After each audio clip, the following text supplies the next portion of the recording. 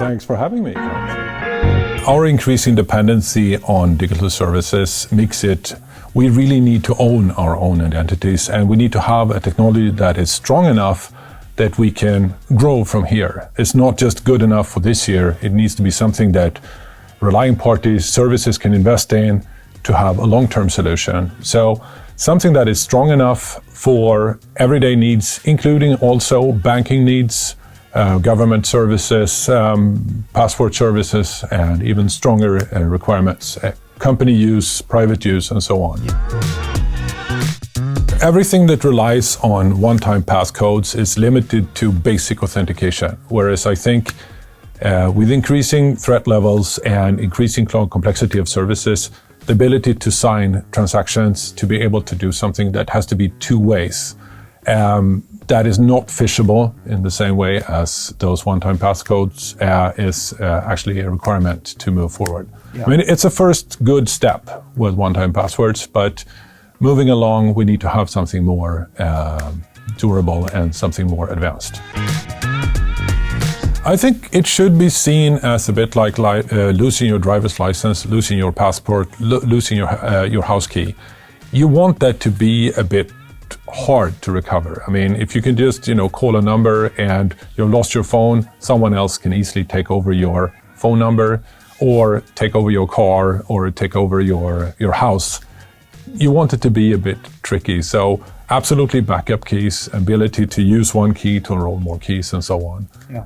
And foster that kind of discipline that this is it's like losing your passport. That is a very bad thing. You don't want to give away the passport to anyone else. If you lose your passport, that's a big problem. I worked with smart card technology, RFID badges and so on for a long time. RFID, which is now known as NFC, for a long time, starting in the 1990s. And the big barrier for adoption of those technologies, it's just too complicated. The infrastructure is not there. So the idea with the Yubico was to provide something that could be used on existing computers out of the box. So no requirement for drivers, no special adapters or anything. You can just get it out, plug it in, and it just works. Yeah.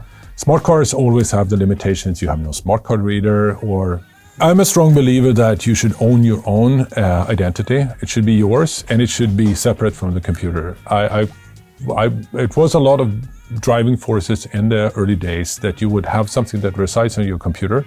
Your private key is residing on your computer, and it can leak. So it needs to be in a protected environment where you protect your keys so they cannot be stolen and used in my name.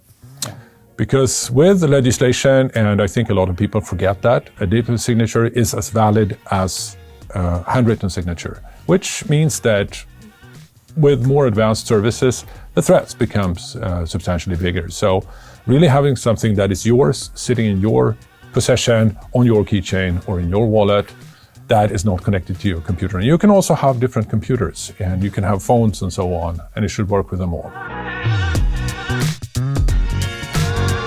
So we launched this to the world, I would say, in 2008, and it was partially a plan and partially a coincidence that we got large coverage on a trade show where we ended up in a podcast. I know why. Steve Gibson has told me about this on Security Now. Yeah. But please. Yeah, so that was actually a defining moment. Before that, we had basically shown this to, I would say, security professionals who were interested, but it didn't go beyond that circle, so to say. Now it got a wider spread. A lot of people showed interest and say, this is a very clever solution to this very common problem. And we've basically been chasing it since. Yeah. And when I read an interview with your wife, she said she almost forced him to take one of the keys. And she didn't even know that he had a podcast. No, right. And it came as a surprise. I got a phone call for her, and then she figured out who he was. And once he came back, he made a very, very good podcast about it, and he got very excited. And so that was really the defining moment that we basically started the company as we know it today.